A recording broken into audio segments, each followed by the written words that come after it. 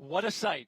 NASA's Mega Moon rocket is on the launch pad after recently completing a wet dress rehearsal here in Florida. It is not launching today, but before a rocket like this one starts launching missions to help assemble a space station in orbit around the moon, NASA is first enabling a small CubeSat called CAPSTONE to test out that same lunar orbit. And we're taking you live to New Zealand for that Rocket Lab launch next.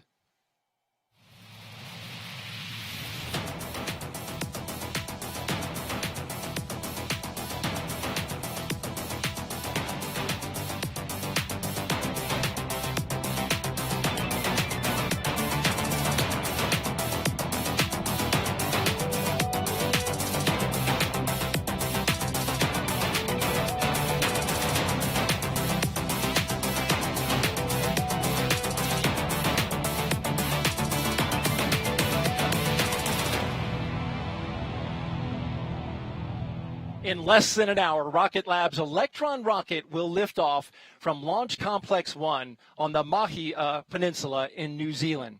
It's dark out there, just a few hours after sunset for our friends in New Zealand, which time-wise, right after 9 p.m. local time. Liftoff is 9:55 p.m. local time. That's 5:55 p.m. Eastern time. And if all goes well, that Electron rocket that you see on the pad there will light up the night sky, carrying NASA's CAPSTONE spacecraft towards the moon. Back here in Florida, thank you for joining us for live coverage of the CAPSTONE launch. I'm Daryl Nail, and as I mentioned earlier, that's NASA's moon rocket on the pad behind me with the Orion spacecraft. It's on Launch Complex 39B, and preparations are being made to roll that SLS rocket back to the vehicle assembly building on a gigantic mobile crawler currently scheduled for Friday. But when the launcher and moon rocket return to this pad, they will be ready for Artemis 1, an uncrewed test flight on an orbit around the moon. That has yet to be scheduled. But now, back to today's mission. Before Orion goes to the moon, we're sending CAPSTONE first, a satellite the size of about a microwave oven, which will demonstrate a new way to guide a spacecraft around the moon without relying on Earth-based communication. CAPSTONE stands for Cislunar Autonomous Positioning System Technology Operations and Navigation Experiment. It's a mouthful, and here are some fast facts about it. It's a 12-unit CubeSat, and as you can see from this animation, it has solar arrays and thrusters, small ones, at the bottom. The dimensions without the arrays are just 1 by 1 by 2 feet, or 34 by 34 by 61 centimeters. And it weighs just 55 pounds or 25 kilograms. And it doesn't need much of a push from its monopropellant hydrazine system because this orbit it's going into is very efficient. The mission is funded by the Space Technology Mission Directorate, which develops transformative space technologies to enable future missions. But first, let's get an update on preparations to launch CAPSTONE on an Electron rocket by taking you literally halfway around the world to Rocket Lab's Mission Control Center in Auckland, New Zealand. That's where launch commentator Muriel Baker is standing by. Muriel, we're separated by 8,000 miles, so there's a little bit of a delay between us. It's not nearly as long as the time difference, though. 16 hours, you're ahead of us here on the eastern coast of the United States. But I say to you, good evening, and for us, good morning.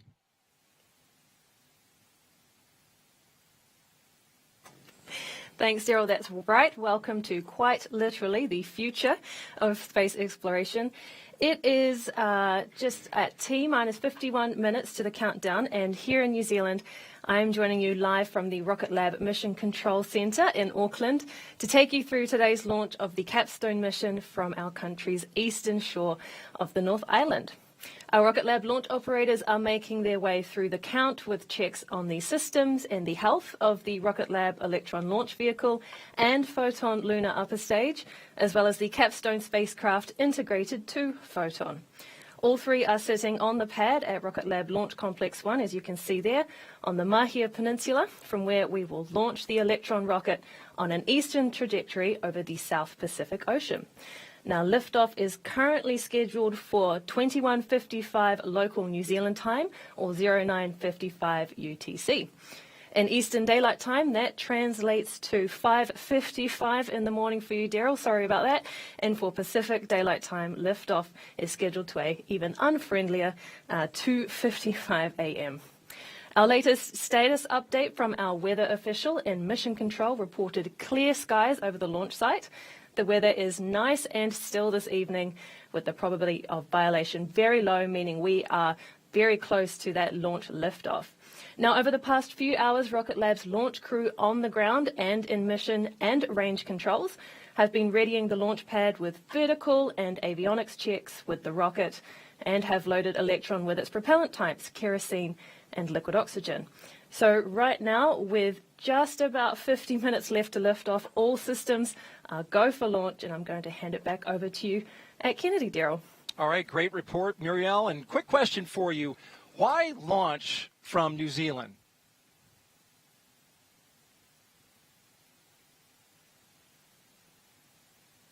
Daryl, if you're looking for a launch site anywhere in the world, the ideal location is an island in the middle of the ocean, which New Zealand as a country makes a great option for. And if you're going to launch east, which you would like to do because you get that free push in the same rotation of the Earth, then the east coast of New Zealand is a great place to be, and Mahia on its peninsula jutting out over into the coast is a wonderful spot because we have very little air and marine traffic. So it's really a one in a million location.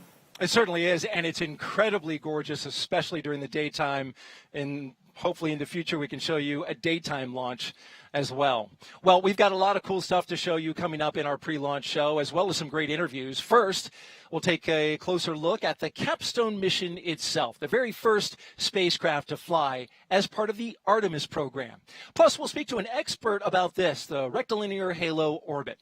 What do we expect to learn, and how will we use the data? And from Capstone to Gateway, we'll talk to a NASA expert about the latest on plans for a lunar outpost where NASA astronauts will dock before going down to the surface of the moon. After liftoff, it will take about 4 months for Capstone to get into the near rectilinear halo orbit. Here's more on the orbit and the CubeSat 6-month Pathfinder mission for the Lunar Gateway. Before NASA's Artemis astronauts go to the moon, a small spacecraft called CAPSTONE will help lead the way. The Cislunar Autonomous Positioning System, Technology Operations and Navigation Experiment will test a unique lunar orbit that has never been flown before. This orbit will be home for NASA's Gateway, the future space outpost that will support visiting astronauts on their way to the moon and beyond. To help prepare for Gateway operations in this orbit, CAPSTONE will fly the path first. The mission will be led by small business partner Advanced Space. Rocket Lab will launch the spacecraft. The gravities of Earth, the Sun, and the Moon will help propel it into deep space. As it nears its destination, CAPSTONE will use its propulsion system to enter an elongated path around the Moon. The spacecraft will orbit between the gravities of Earth and the Moon in a precisely balanced dance. For 6 months, it will gather data about this crown-shaped trajectory known as a near-rectilinear halo orbit. The path provides an unobstructed view of Earth as it orbits the Moon's poles, and allows for continuous communications with ground-based control centers. CAPSTONE will also demonstrate a new onboard navigation system. It will communicate with NASA's moon-observing Lunar Reconnaissance Orbiter satellite to calculate its position. The technology could allow future spacecraft to pinpoint their location without having to entirely rely on tracking from Earth. CAPSTONE's flight will demonstrate how this unique lunar orbit can support future spacecraft around the moon, helping to launch a new era of human space exploration.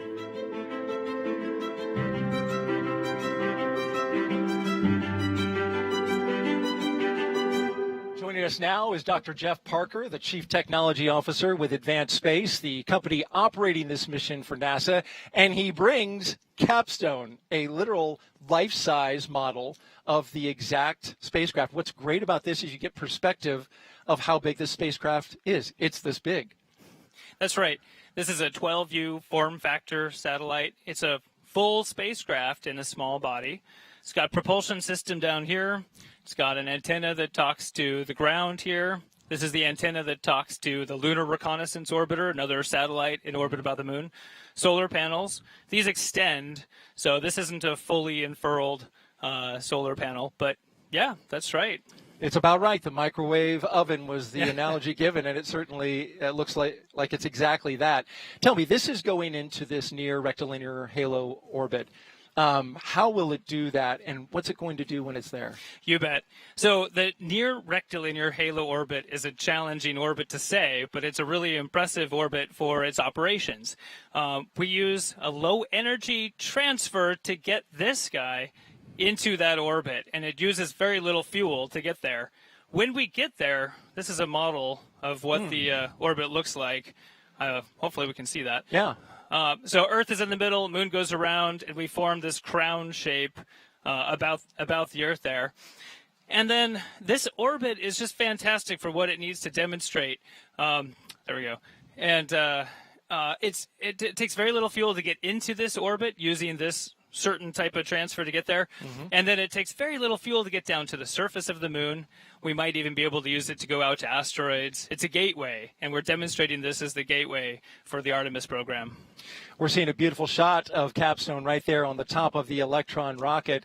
You're with Advanced Space. We've got that team as well that's online tonight. They'll really start working when the mission fires up.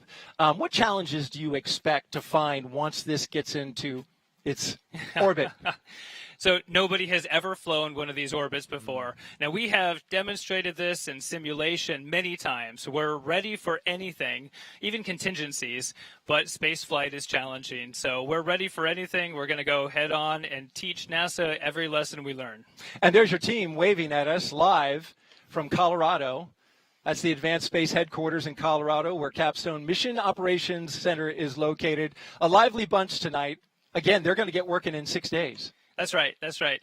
I love this launch. It gives us 6 days to prepare between launch and the time that our team picks up the satellite on the way to the moon. So tell me, what other lunar orbits were considered when you were first developing this? Because, NASA gave you the funding for this mission and then said, hey, check it out for us.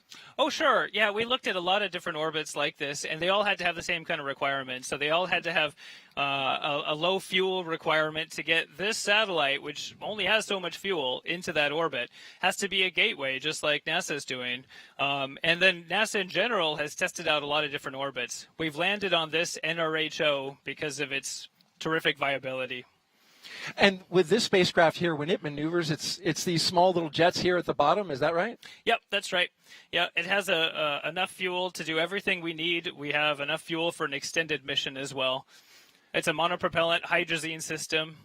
Yeah, full spacecraft. And so in order for it to know where it is, are you telling me this antenna up here is what communicates with the LRO? Yeah, another spacecraft. That's right. Our spacecraft has 2 radios, one to talk to the Earth, which is a conventional approach, and one to talk to another spacecraft, the LRO. And this is a reverse radio for LRO, so it's perfect to talk to LRO. We're going to demonstrate navigation in a couple of ways. One with communications with LRO, which should be enough to navigate the spacecraft. Another one to do one-way communications with the DSN, which is a future advanced navigation technology. Everything we can do to try to help enable future lunar exploration. We envision a future that has a lot of missions in orbit about the moon. We're trying to help that out. Absolutely. Thank you for bringing this. This is great, and for describing it, Jeff. But now we're going to go to the real Capstone you see on your screen there and check back in with the launch team and our commentator, Muriel Baker. How are we looking so far, Muriel?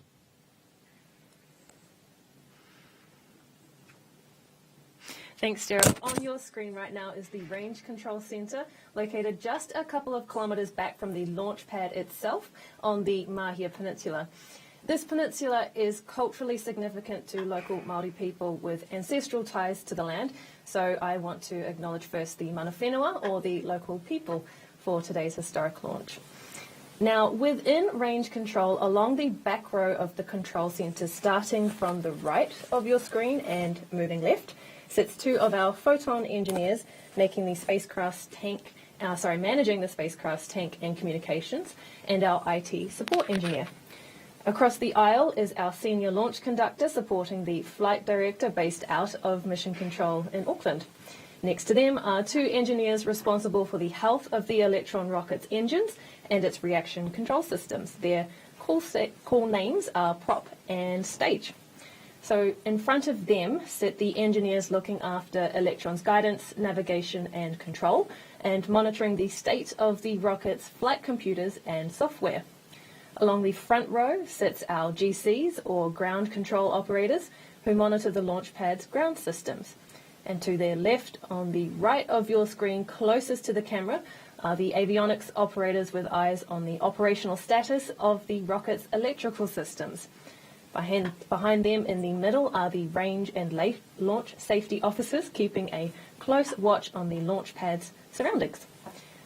Now, cutting to Mission Control here on your screen, this hub is in Auckland, and it's home to our engineers and technicians whose focus is on our Photon and Lunar upper stage and the CAPSTONE mission beyond Earth orbit. In the front row, furthest from the camera starting from the right, we have engineering support for the flight software on the Photon Lunar upper stage. In the middle of the row to the end are the engineers managing ground tracking for today's launch.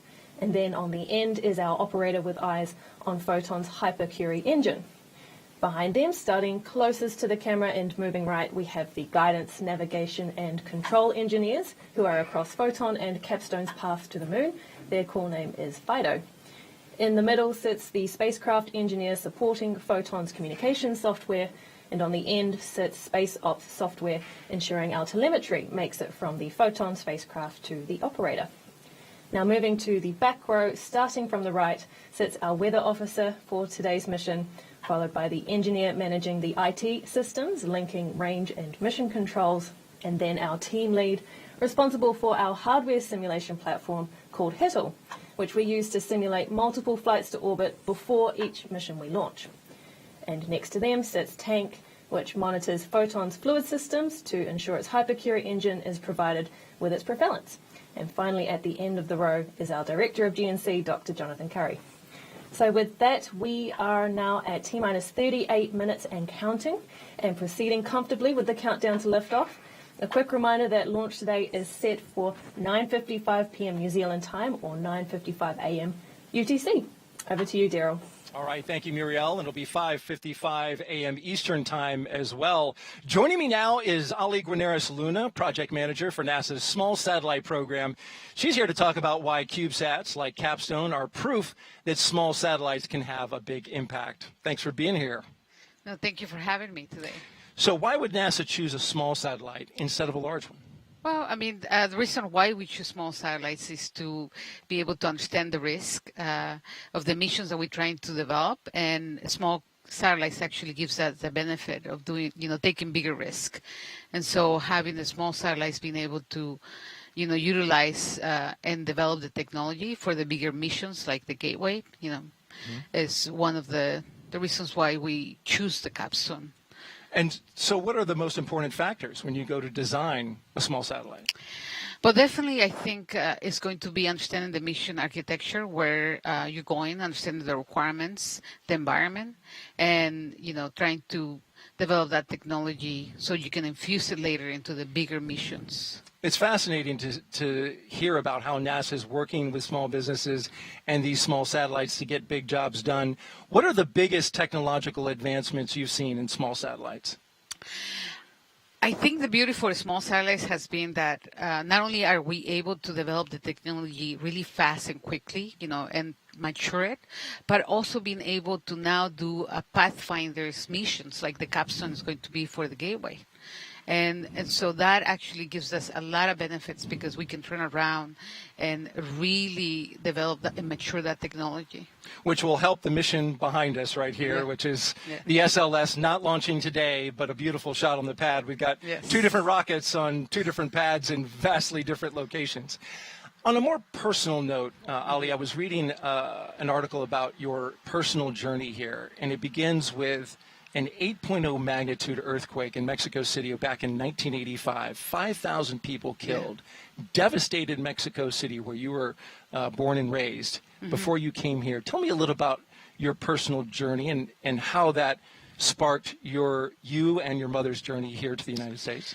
Well, definitely. I mean, it's a long story, but just to make it short, when the earthquake happened, my mother, had 4 children. I was the oldest one of 4, and she did not really had a well education. So for her to be able to survive, in Mexico at that time, it was not viable. So she decided to move to the United States and, move with her 4 children.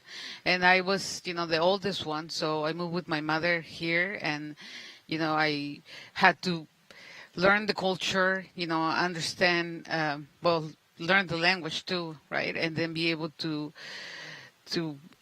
get adjusted to this new world. And, it took me some time, obviously, like anybody, You went to school, yes, dropped out because of it, and then went back. That's right. I decided to go back to school after many years because, I have 2 small children with mental illness. And for me, that was the drive to actually, get into school and get a degree, to be able to have them, to have a better life. And for me, going back to school was the drive. And so I did it, and I graduated. And then when I was graduated, my professor actually told me there's an internship at NASA. I ended up, working at NASA, not thinking that was the path that I was going to take. But, I'm here, and I'm really happy to be here. How about that? What an inspiring story, Ali. Thank you for sharing it with us, Thank you. overcoming all those hardships to be here at NASA. Thank you. Good luck on the launch, and thank you again for being here. Well, we've showed you how Capstone is a Pathfinder mission for NASA's Lunar Gateway. As NASA astronaut Randy Bresnik will show you, the planned orbiting lunar outpost is the first step to fulfilling plans for a more permanent presence on the moon. Home. For me, home is where my family is. But there have been times in my life where I was called away from my family for extended periods of time. While I was serving in the Marine Corps, it was hard to be away from my loved ones. But thankfully, I had my squadron family, but other places where we were stationed around the globe became a temporary home. Then, in 2009, I launched the International Space Station, traveling even farther away from my family, conducting science 250 miles above the Earth. The space station was an orbiting home for my crewmates and myself. Talk about a room with a breathtaking view. With Artemis, NASA will send the first woman and the first person of color to the moon. We are going there for the benefit of all here. We'll need a place to orbit around the moon, where we can live and work, a place to get ready for our lunar surface expeditions, and a place to return to when our work on the lunar surface is complete. We need a lunar home away from home. This will be the Gateway. Starting with the power and habitation modules, the Gateway will be the first long-term outpost in lunar orbit humans have ever had. Primed for new discoveries, this orbiting laboratory will provide us with a unique view of our solar system. And it's already becoming a beacon for the future of international and commercial cooperation in space. With increasing capability and longer missions over time, the Gateway will be a powerhouse of technology and science, paving the way for future human missions to Mars. Design and fabrication of Gateway elements by NASA and our international partners is well underway around the world right now. Wherever you are on planet Earth, today you are part of the Artemis generation. I'm NASA astronaut Randy Bresnik, and I invite you to join us by following NASA Gateway on social media and telling us where you call home. T-minus 31 minutes and counting until launch in New Zealand with our NASA Mega Moon rocket here on the ground as a backdrop. It's time now to dive into the details of Capstone's orbit, the near rectilinear halo orbit. I spoke to Najood Moranci, chief of the NASA Exploration Mission Planning Office, about it. Najood Moranci, thank you for being here. We're launching, of course, Capstone today, a microwave-sized CubeSat that's going into this near rectilinear halo orbit. Eventually, it will lead the way for Gateway, a much larger lunar outpost where astronauts will go. What's the difference between getting Capstone into that orbit versus the Lunar Gateway? One of the really interesting things with the orbit mechanics is we can sort of play with, how much propellant it takes to get somewhere and the time it takes. So CAPSTONE is using a ballistic lunar transfer. So it'll take 3 months to get to NRHO, but it'll use a quarter of the delta velocity that we'll need when we fly this with Artemis and the crew. So the crew will only spend, 5 to 10 days in transit.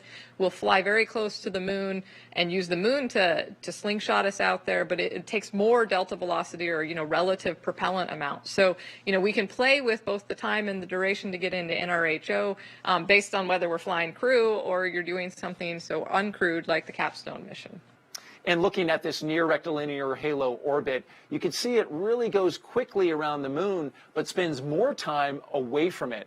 Why is that, and are there advantages or disadvantages to that? Yeah, so the NRHO, or near rectilinear halo orbit, it's an elliptical orbit. So when you're close to the moon, the spacecraft, any spacecraft will fly very fast. You'll go over the north pole of the moon in about a day, but then we spend about 6 days over the big part below the south pole of the orbit. So you go very fast close to the moon, slow when you're away from the moon. But the reason we're in this orbit is it's incredibly stable, but also relatively close to the moon. So with that stability, we only need the equivalent of 10 meters per second of delta velocity for a whole year to maintain the orbit, which is very small in spacecraft terms. So that means we can put the gateway there for 10, 15 years and not need a lot of propellant to keep it there. But it's also close enough to the moon that the human landing system can access the South Pole. We can do the human exploration in the future, as well as have that stability for a good outpost capability. So really it was that balanced orbit for the long-term planning of Artemis and the objectives we need for human exploration. Oh, that's very interesting. And so what is required in order to maintain that very unique orbit? Is it difficult? So the orbit should be relatively easy to maintain, but that's why we want CAPSTONE to go first so we can collect all the data and validate the models. So it doesn't really matter what size the vehicles are, the orbit mechanics will work the same. So with CAPSTONE as the sort of pathfinder, it can demonstrate the navigation, the guidance, the propulsive capability to maintain the orbit, and we can really just extract from that the math to validate the orbits for Gateway, Orion, and Artemis missions. So the maintenance of the orbit is really fascinating, easy thing to do, so we can use these two missions to compare how they work. But the other advantages of this orbit is it's very stable for power and thermal and has continuous communication with Earth. So, the operations in this orbit are really good for that long-term deep space exploration capabilities that we want to demonstrate. Najib Moranci, thank you so much for your time today. Thank you for having me. CAPSTONE packs a lot of technology into a very small package, and that's thanks to the engineers behind the spacecraft. We're incredibly excited to be leading the CAPSTONE mission for NASA and demonstrating critical technologies that will not just help people return to the moon, will help people stay at the moon. Before NASA sends their human-rated spacecraft, we want to send our CubeSat CAPSTONE to kind of work out the issues of how do you operate in this type of orbit? How do you do station keeping? How do you do navigation? CAPSTONE is a pathfinder mission. CAPSTONE is going to be demonstrating how to put a space station at the moon. So it's important for us to characterize that orbit and to understand what it is like to have spacecraft in that orbit. The CAPSTONE mission is important because we'll be one of the first to explore the NRHO, the near rectilinear halo orbit, in and around cislunar space, which will provide valuable experience and knowledge for NASA when they operate their Artemis missions. What I think makes it a really interesting orbit is that it's kind of like balancing a pencil or a pin on the tip. Like, theoretically you can, but you never actually can. At its core, CAPS is a peer-to-peer navigation system. So CAPS is the cislunar autonomous positioning system, and we'll be using that to sort of do autonomous lunar navigation in addition to demonstrating the near rectilinear halo orbit for NASA. CAPS enables a future where many spacecraft can talk to each other, and they can help each other navigate, figure out where they are, avoid collisions, carry out their objectives, and so on.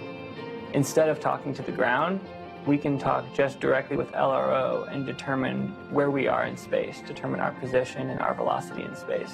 You don't just know that you are, X kilometers separated. You can actually estimate the full six-dimensional state of both of those spacecraft. People have shown that mathematically for probably 15 years at this point, and this will be the first time that we actually get to demonstrate it in space.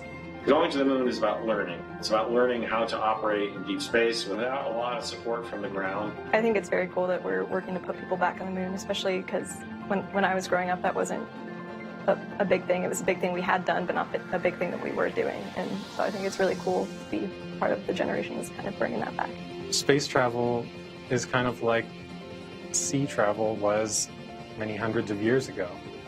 It's hard, it's dangerous, but the resources out there, the knowledge out there will have tremendous impact on human life in the future.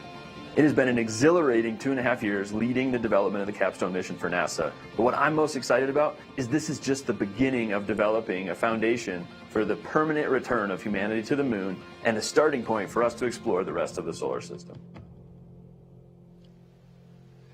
Well, you heard from the Advanced Space engineers. Now you're seeing them live. This is an Advanced Space headquarters in Colorado where the CAPSTONE Mission Operations Control Center is. They will jump into action 6 days from today. That's when the spacecraft separates.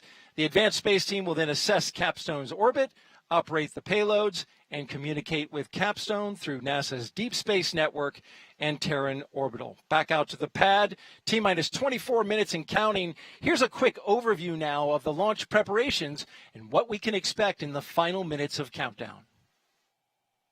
The countdown to launch is the most closely watched clock in mission control. Here are some of the things that take place at each milestone after the countdown begins. At T-minus 9 hours before launch, our crew are on site at Launch Complex 1 to configure the pad for launch and prepare to power on Electron for the day's operations. Meanwhile, our operators in mission control start checking in to their stations. At T-minus 7 hours, our operators will brief the launch director with a status update. Mission Control also receives its first weather check on what to expect at liftoff, including cloud cover and predicted wind speed at Launch Complex 1. Now, at T-minus 6 hours, our ground tracking stations begin to power up before Electron is prepared to go vertical on the pad. Soon afterward, Electron's Rutherford engines are tested with a short burst of engine fire to confirm all systems are operating as they should. At T-minus 5 hours through T-minus 3 hours, our range safety team runs through safety status checks for those on and around our launch complex on the peninsula, making sure the team and the public are kept safe during the day's launch attempt. Fuel loading of kerosene will soon begin on Electron, while additional vertical systems checks take place and the pad is evacuated. It's T-minus 3 hours now, and soon liquid oxygen will begin to flow into Electron.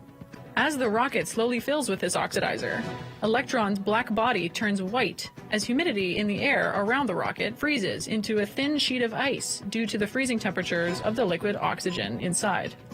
With 1 hour left to launch, it's crunch time for our operators. Vehicle cameras are switched to their launch settings. Our avionics team enables Electron for flight. Our final weather brief comes through, and the range safety status will confirm that the area is clear for launch. With 12 minutes left in the count, our launch director runs the go, no-go poll with our operators to make the final decision to proceed with the launch. All final checks are completed before we reach T-minus 2 minutes in the countdown. At this critical point, the countdown auto sequence begins and Electron's flight computers take over. The launch director begins counting down to liftoff from T-minus 10 seconds before the engines ignite 3 seconds before launch, and Electron lifts off the pad at T0 on its way to complete its next mission with the satellites on board.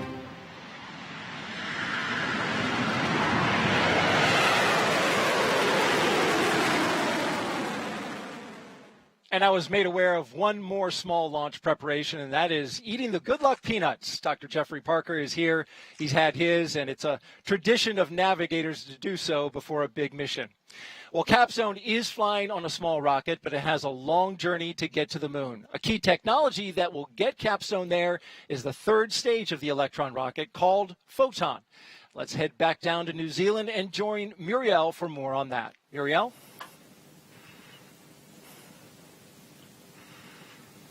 Thank you, Daryl. So to get the spacecraft out of low Earth orbit and on a ballistic lunar transfer to the moon, for the first time, Rocket Lab is using its lunar configuration of our Photon spacecraft bus. Now, unlike the Apollo lunar missions of the 1960s and 70s, which took a free return trajectory to the moon, a fuel-efficient ballistic lunar transfer makes it possible to deploy CAPSTONE on a distant orbit using a small launch vehicle. The first 9 minutes or so of the mission will follow the typical mission profile of an Electron launch.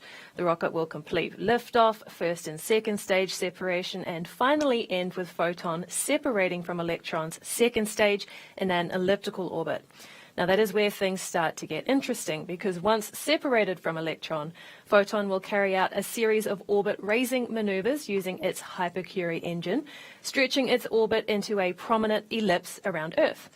About 6 days after launch, a final burn from the Hypercurie engine will accelerate Photon to 24,500 miles per hour, enabling it to escape low Earth orbit and set CAPSTONE on a course for the moon. Within 20 minutes of the final burn, Photon will release CAPSTONE into space for the first leg of the CubeSat solo flight, and then CAPSTONE's journey to NRHO is expected to take around 4 months from that point. Now, once successfully inserted into the orbit, CAPSTONE is expected to remain there for at least 6 months, allowing NASA to study the orbit's dynamics. Now, here are two pivotal members of our Photon team to explain more about our Photon Lunar upper stage. My name is Ehsan Mosley. I'm the Chief Engineer for Space Systems at Rocket Lab. I'm Rich Hunter, and I'm a Mission Design Engineer on the GNC team. My job is to oversee the entire technical progress of the mission between conception to delivery of the 12U CubeSat to its end destination. I do mission design and flight dynamics for CAPSTONE, and I combine all that into a picture of what Photon and Electron are, and use that to design and optimize trajectories to get us from LC1 to putting CAPSTONE on a ballistic lunar transfer to the moon. It's the most unique mission I've worked on at Rocket Lab so far. We've taken our Electron kick stage and turned that into a full functioning spacecraft, added a lot of delta V to its capability in order to be able to deliver the CAPSTONE vehicle into this high energy orbit. Traditionally what they did is they'd line it up right and they'd burn in one direction for a very long time to get the energy they needed to basically put them on a translunar injection or a translunar orbit. That is less efficient if you have a lower thrust engine. The way to get around that is to simply split that burn into multiple burns over the course of several orbits. So rather than build your orbit from circular to a translunar injection in one go, you build it from circular through a series of successively more eccentric orbits through a number of burns. So rather than one, like Apollo, we're doing 8 burns to build up our translunar injection. And the cool part about the initial phase of the mission, even though it's on day 1 of 6, is the T0 that we launch into will set our right ascension, one of the orbital elements that defines our orbital alignment. And as soon as we launch into that orbital plane, our right ascension at our payload deployment 6 days into the mission is set.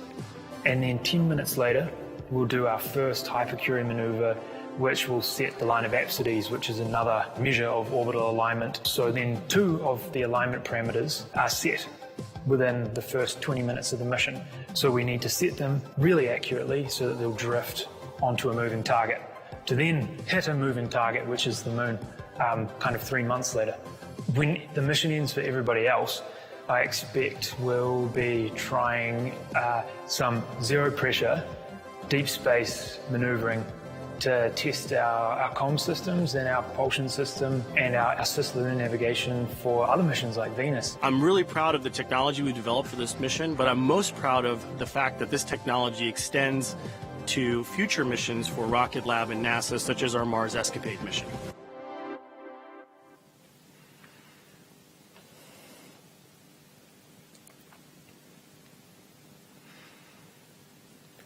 We are coming up soon on the go, no-go poll, one of the final gates we need to pass through for Electron and CAPSTONE to leave the pad for today's mission to the moon. Our talented and dedicated team have been making their way methodically through launch pad, range, and vehicle preparations in the hours before liftoff. So to confirm we are proceeding all the way through to launch, let's listen in to Mission Control for that final go, no-go pull. That will be coming up in just a few moments, and we'll keep our fingers crossed for some very good news there.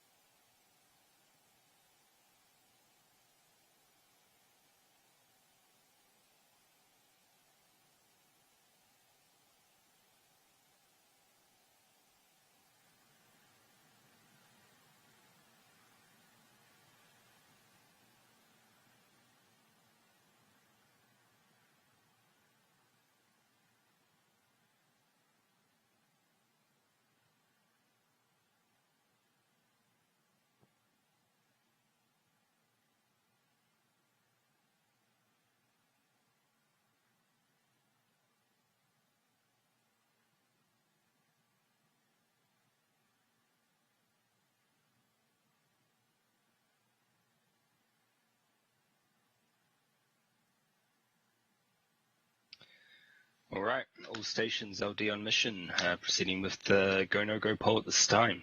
Stage, you go. Stages go. Avionics. Avionics is go. GNC. GNC is go. VMS. VMS is go. T1. T1 is go. GC. GC is go. PLS. PLS is go. RSO. RSO is go. MET. MET is go. MM. MM is go. Tank. Tank is go. Prop Charlie. Prop Charlie is go. AV Charlie. AV Charlie is go. Ecom. Ecom is go. C2. C2 is go. Fighter. Fighter is go. LD sub. LD sub is go.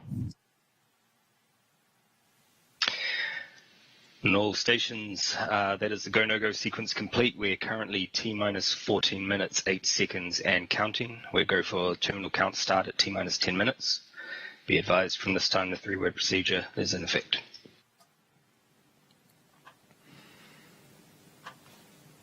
And there we go. That is a clear run through status checks. And as you heard, we are moving forward to the launch of the CAPSTONE mission to the moon. Our T0 launch time remains 9:55 p.m. New Zealand local time and 9:55 a.m. UTC, or 5:55 a.m. and 2:55 a.m. Eastern and Pacific. So let's go back to the Kennedy Space Center in Florida, where Daryl is with another special guest.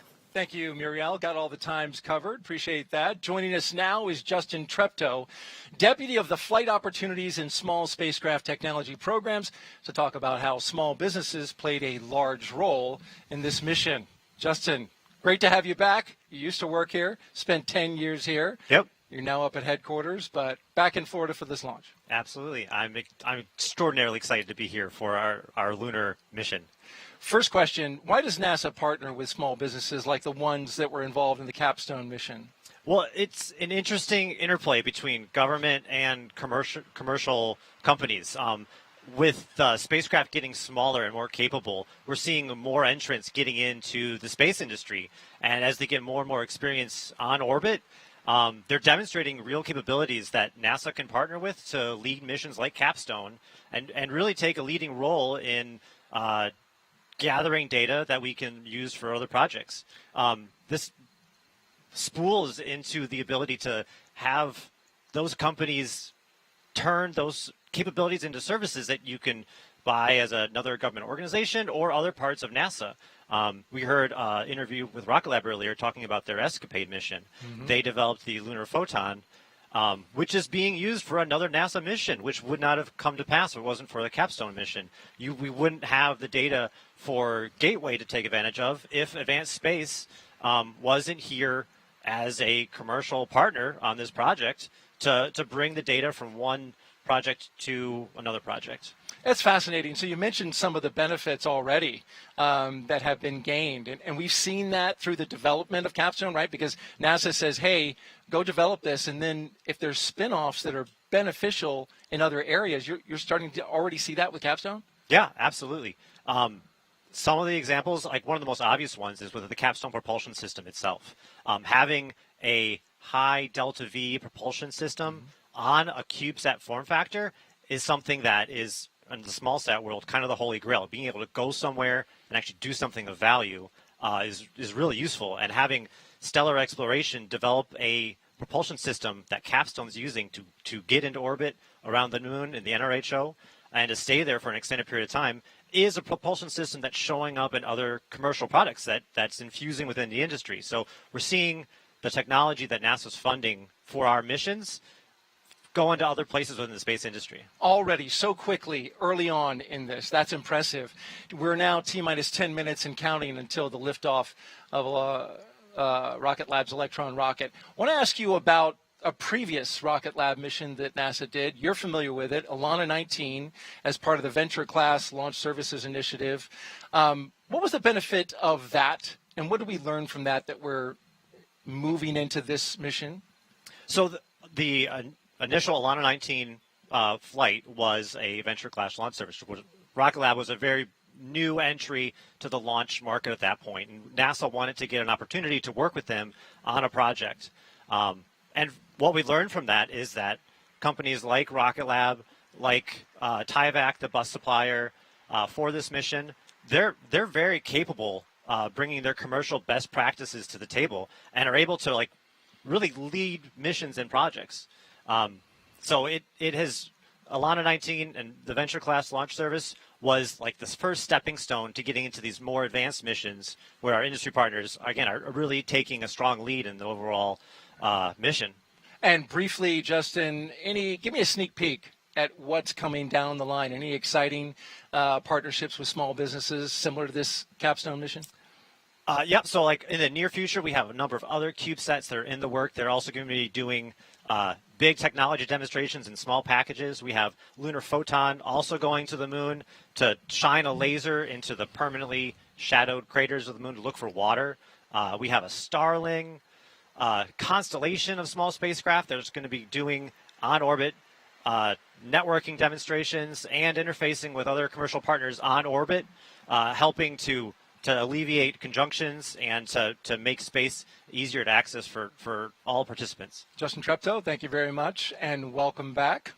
Thank you very much, Joe. A quick programming note before we go back down to New Zealand. I want to let you know that later this morning, Northrop Grumman's Cygnus spacecraft will be departing the International Space Station at 7:05 a.m. Eastern Time. We will have live coverage here on NASA TV starting at 6:45 a.m. Eastern Time. Again, Northrop Grumman's Cygnus spacecraft will be departing the International Space Station at 7:05 a.m. Eastern Time.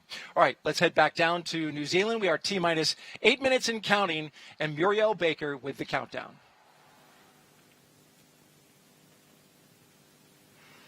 Thank you, Daryl. It is T-minus 8 minutes and 10 seconds until liftoff. If you're just joining us, welcome to Rocket Lab's Mission Control Center in Auckland, New Zealand. Things are looking great so far for an on-time launch today from our private orbital range, Rocket Lab Launch Complex 1 on New Zealand's eastern shore. Now, you have seen the launch range and inside our mission and control centers. Now it is time to get you acquainted with the Electron rocket lifting off the pad today. And as you will have seen earlier in the show, we are taking an unconventional path to the moon, and that is because Electron is an unconventional rocket, the first of its kind in many ways, and one of the smallest orbital rockets in history to attempt to launch a spacecraft to lunar orbit. So here's a little bit more on Electron. A small launcher dedicated for small satellites, Electron was the first of its kind to reach orbit when it first took to the skies in 2017, opening up access to space for small satellite operators. Today, it is the second most frequently launched U.S. rocket annually. More than 140 satellites have found their home in space across more than 24 Electron missions launched from Rocket Lab Launch Complex 1, the world's first and only private orbital spaceport. Designed, manufactured, and launched by Rocket Lab, Electron is a two-stage launch vehicle powered by liquid oxygen and rocket-grade kerosene. Much of its structures are made of advanced carbon composite material, including its propellant tanks, which is what gives Electron its sleek black look. The rocket is powered by 10 Rutherford engines, 9 at the bottom of the first stage, and a 10th space-optimized engine to power the second stage to orbit. The Rutherford engine is the world's first to use an electric pump feed cycle for orbital space travel, making use of electric motors and batteries to drive its propellant pumps. It's also 3D printed using additive manufacturing processes. Electron is also equipped with a third upper stage that serves as in-space propulsion to deploy payloads to orbit. In its most advanced form, this stage is called Photon, a spacecraft bus to support small satellite missions even beyond Earth orbit. It's to this structure that the CAPSTONE satellite is attached, ready to be carried on its way to its lunar destination in near rectilinear halo orbit.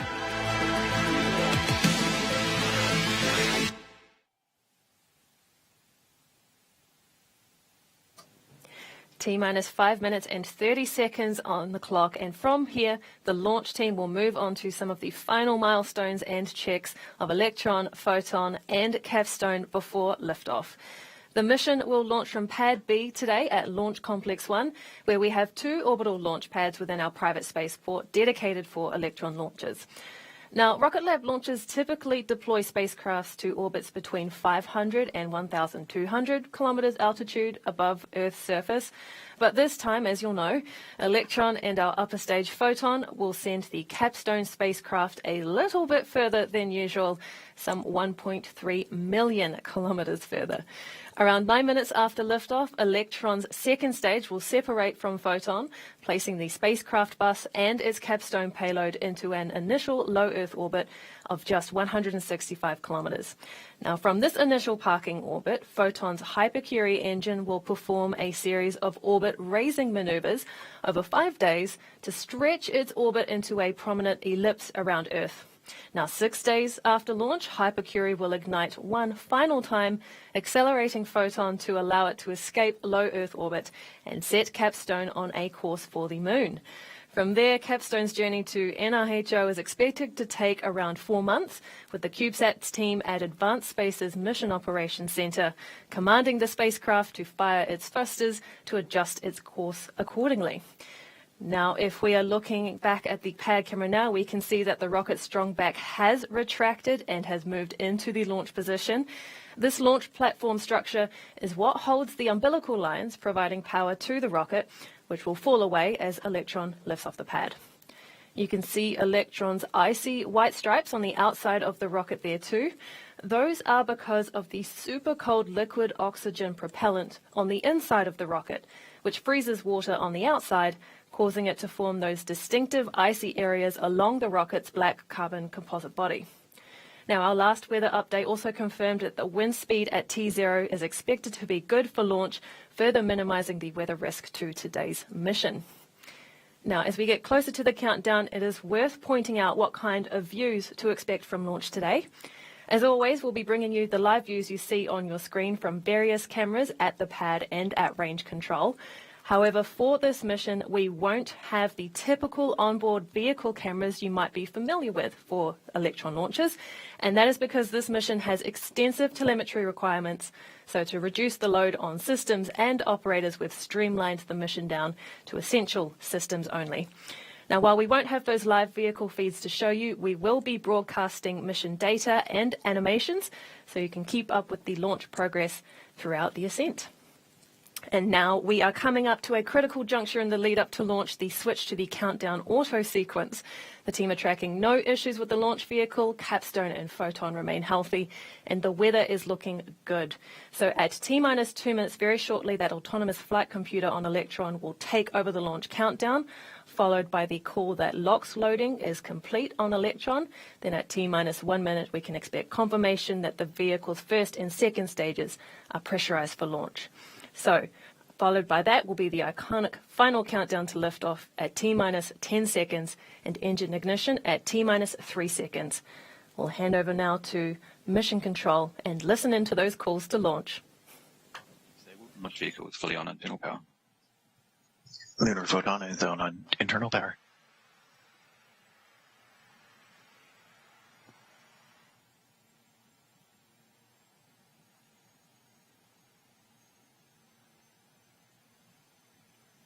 LOX load complete. LOX system in recirculation.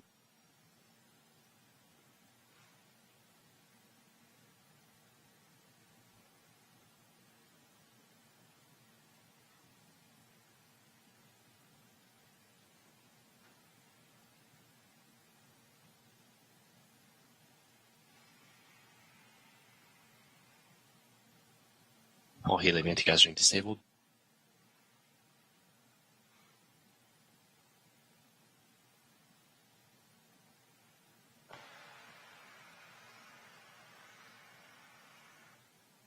Stage 1 and Stage 2 addressed.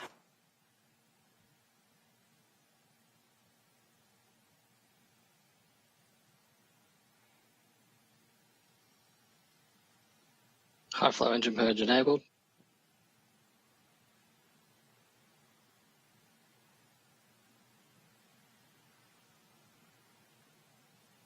Water deluge activated.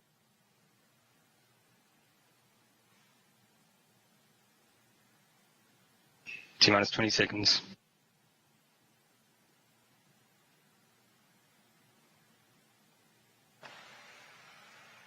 Ten, 9, 8, 7, 6, 5, 4, 3, 2, 1.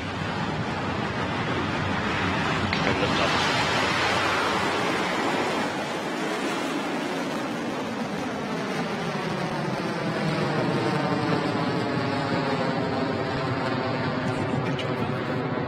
HVB discharge now.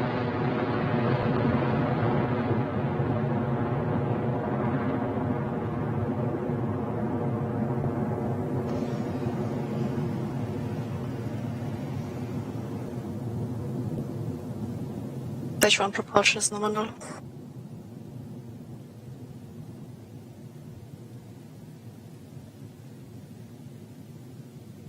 Entering burnout detect mode.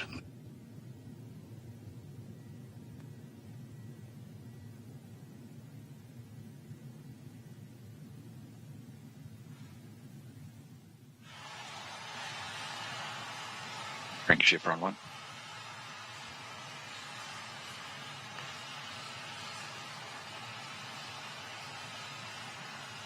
At T plus 1 minute and Electron is in the air and onward to the moon for the CAPSTONE mission. That rocket is soaring through this nighttime sky, now past 14 kilometers in altitude in these past few moments. Now things look to be continuing nominally, which means that shortly Electron will come up against max Q, or maximum dynamic pressure. Now this is the moment when Electron will experience its most amount of mechanical stress as it travels through the atmosphere. And I can confirm from mission control that we have had max Q confirmed, so that was a successful pass through that milestone, and Electron is onward to low Earth orbit. So propulsion appears nominal on that first stage, and the Photon Lunar upper stage and CAPSTONE spacecraft remain healthy inside the rocket's fairing. We are coming up soon on 3 events in the launch timeline that will occur in very short succession. So soon, the 9 Rutherford engines powering Electron right now will diminish their power and then shut off completely. That command is signaled by the rocket's flight computer and then called across mission control comms as MECO, or main engine cutoff. Now, once that action is complete, Electron will separate its first and second stages. The main booster will continue to slow and remain behind while the second stage carries on with the mission with the ignition of its single Rutherford engine. And we have had MECO confirmed, and will be coming up soon on the fairing separation for the mission. So just to confirm from mission control comms, we have had MECO and second stage separation, and it's carrying on now, as you can see in that animation. So soon we will be coming up to the fairing separation of this mission. That is the jettison of the fairing halves, or the rocket's nose cone that sits on top of the second stage. So now that Electron is well past the Kármán line, we don't need that fairing. It served its purpose to protect the payload and the Photon upper stage during the launch through Earth's atmosphere. So again, that fairing will separate shortly in preparation for the final stage separation between the second stage and Photon. So there we go. We heard it on comms. We have had fairing separation on that second stage. And so there's confirmation that mission is continuing as it should, with Capstone and the Photon Lunar Upper Stage now exposed to space and no longer needing that protection through Earth's atmosphere. Now, it's very exciting to see this mission up and in the air. And if you have just joined us, we have had a great start to today's journey to the moon. We have successfully cleared the pad at Launch Complex 1 just a few moments ago, and we are now well on our way to space, having completed that first successful pass through max Q, main engine cutoff, stage separation, and fairing jettison to reach this point now in the mission. Now, Electron's second stage remains attached to the Photon Lunar Upper Stage carrying Capstone, providing it with that assist to the mission's parking orbit at 165 kilometers above Earth. The rocket's second stage is moving along nicely on its continued ascent, now traveling at a very fast speed of more than 9,000 kilometers an hour. Soon, the second stage on the Electron rocket, which is powered by our vacuum-optimized Rutherford engine, soon the batteries on that engine will need to be swapped out. Now, this is a unique aspect of our 3D printed engines because it's not many engines that are powered by batteries in the first place. In fact, the Rutherford became the first rocket engine in the world to reach space using an electric pump bead cycle when it was first launched all those years ago. Now, how it works is that we keep the engine firing all the way to orbit with the batteries that are powering that engine. But like all batteries do, these ones get depleted of power and we'll need to swap them out with a new set to keep the system running. We call that a battery hot swap, and that moment is coming up shortly. We will hopefully hear that on mission control comms.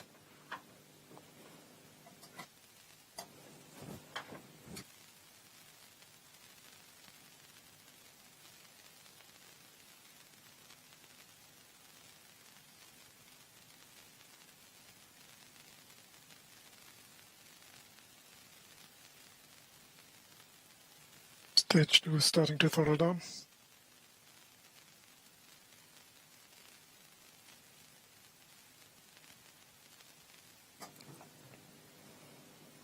Stage 2 guidance remains nominal, 200 seconds remaining.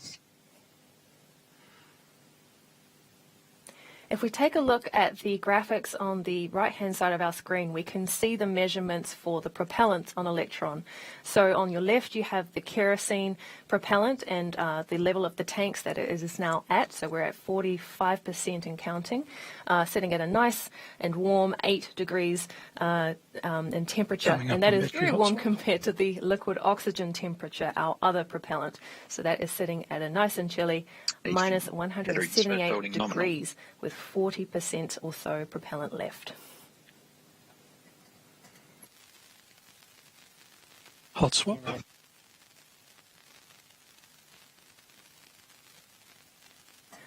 And there we have the call Stage that battery propulsion hot is swap holding on the nominal. second stage was successful.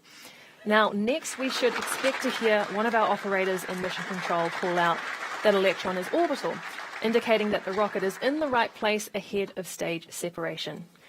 So SECO, the acronym for Second Engine Cutoff, and the subsequent stage separation follow relatively the same procedure as main engine cutoff, where the Rutherford engine on the second stage will shut off ahead of the final separation of the vehicle between the second stage and the Photon Lunar Upper Stage.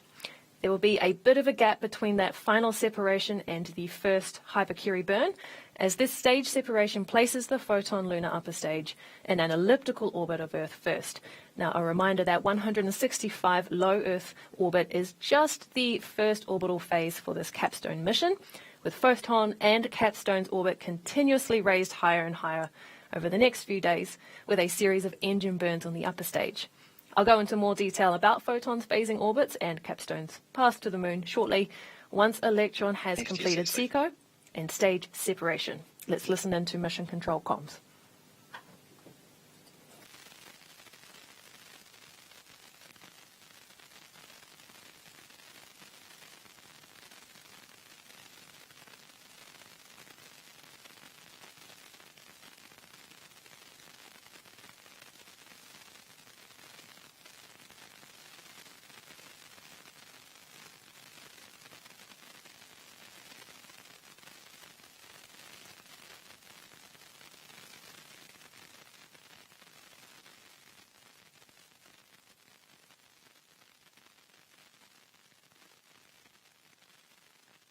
Entering burnout detect mode.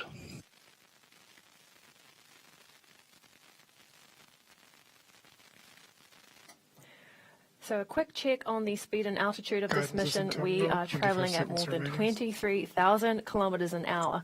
And while on the right you can see the altitude is at 175 kilometers, what goes up must come down, and we will lower ourselves into that 165 kilometer parking orbit very soon.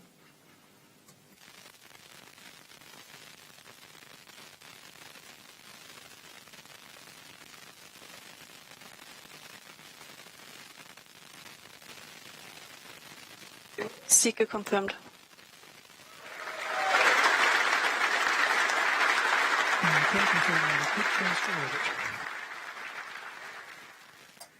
So with the Rutherford engine cooling down, that tells us that second engine cutoff was successful on Electron's second stage. And the Photon Lunar upper stage has now departed into its low Earth orbit with the moon-bound CAPSTONE spacecraft on board. Now, as a reminder from here, Photon is in charge of the mission. With its relightable Hypercurie engine, Photon will begin maneuvering into a parking orbit just above substantial atmospheric drag, but below the Van Allen radiation belts.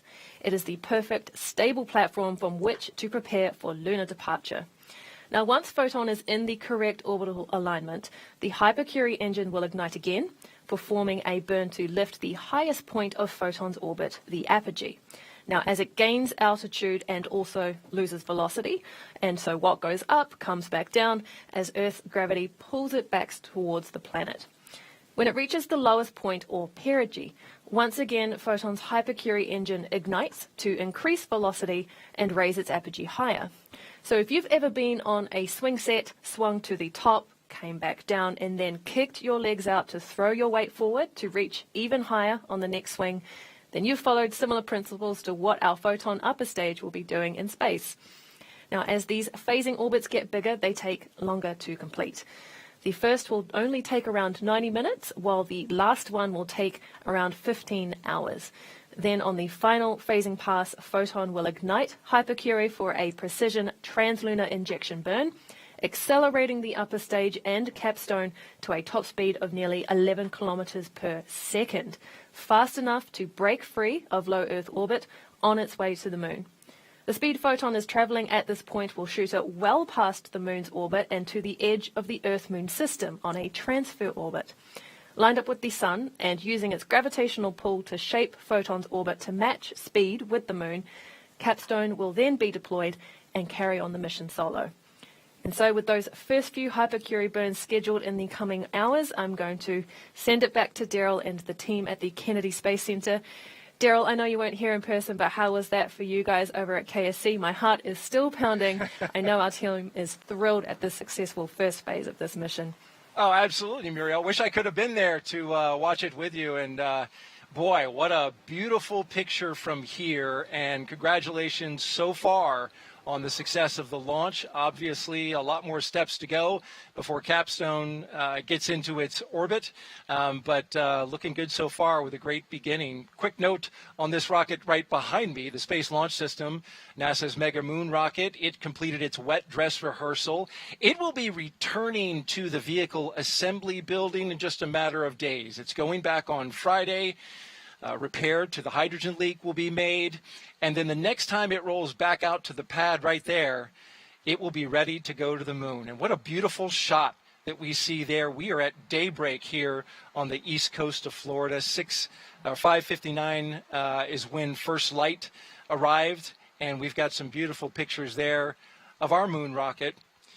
And now let's go back down to New Zealand, and joining us now is Bradley Smith, the Director of Launch Services at NASA's Kennedy Space Center. He's with the launch team in New Zealand. And I want to ask you, Bradley, first of all, you're a half world away, and there's a little bit of a small delay between us, but I want to ask you, how did the launch go from your perspective?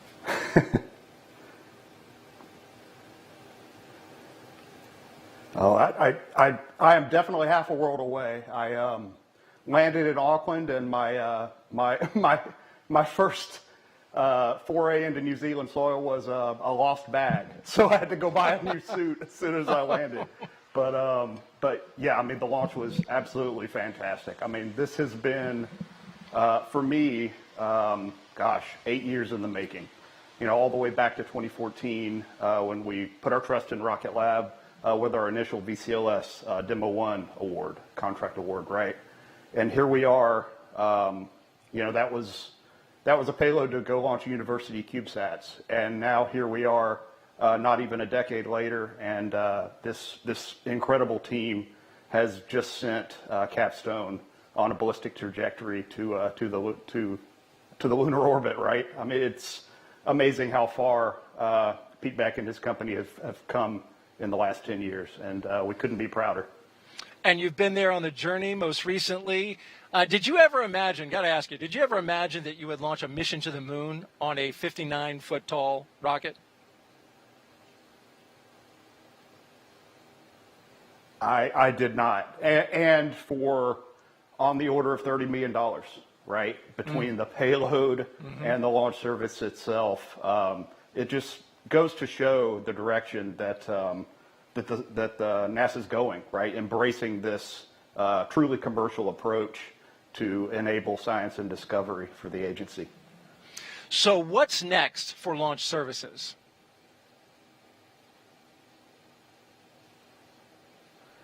Yeah, so for LSP, we've got, well, you know, it's as soon as I say we have a certain number of launches, those launches will immediately slip to the right? So we have somewhere in between 3 to 5 launches coming up. We have 2 more venture class launch service class launches, both with providers that NASA has not flown with before. One with Relativity and also one with Firefly. Those will one launch from the Cape and one launch from Vandenberg Air Force Base.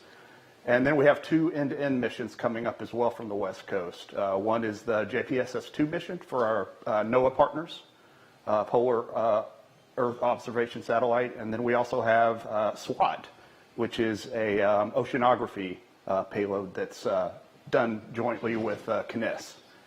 So that's what's next for LSP programmatically. Of course, we continue to support our sister programs, Commercial Crew and Commercial Cargo, doing the launch vehicle work for those payloads as well. Looking forward to those. Crew. Yeah, absolutely. Looking forward to those missions, Bradley. And thank you for your time. And sorry about the rough start in New Zealand, but the new suit looks good on you. But that launch looks even better. Absolutely. I appreciate it. All right. Thank you, Bradley. And that concludes our live coverage of the launch of CAPSTONE spacecraft. Over the next 6 days, Photon's engines will periodically ignite, and they will basically accelerate CAPSTONE beyond low Earth orbit and send it on a ballistic lunar transfer trajectory to the moon. If you'd like updates on its progress and how it's performing, there are 2 ways you can do it. You can follow us on Twitter. We're going to pull up a graphic here, @NASA Technology, or you can click on a QR code that we have. We're going to pop that up on the screen. There it is. That will take you to our CAPSTONE blog, where you can also find NASA's Eyes on the Solar System. This is an interactive real-time 3D data visualization where you can virtually ride along with the CubeSat. Pretty cool. We'll have that ready in about a week. And while you're capturing that QR code, I want to do one thing. I want to boop this rocket. Boop. Always wanted to do that. A special thank you to all of our guests on the show, as well as NASA's Space Technology Mission Directorate, also to Rocket Lab for partnering with us on this launch broadcast. I'm Daryl Nail signing off from the Kennedy Space Center with the Space Launch System behind me at daybreak. For Rocket Lab's Muriel Baker and everyone here at NASA, thank you for watching. We leave you now with a replay of the CAPSTONE launch from New Zealand and remind you to keep looking up.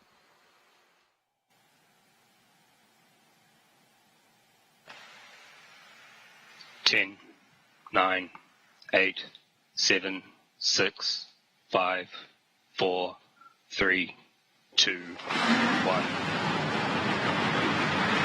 Confirm lift off.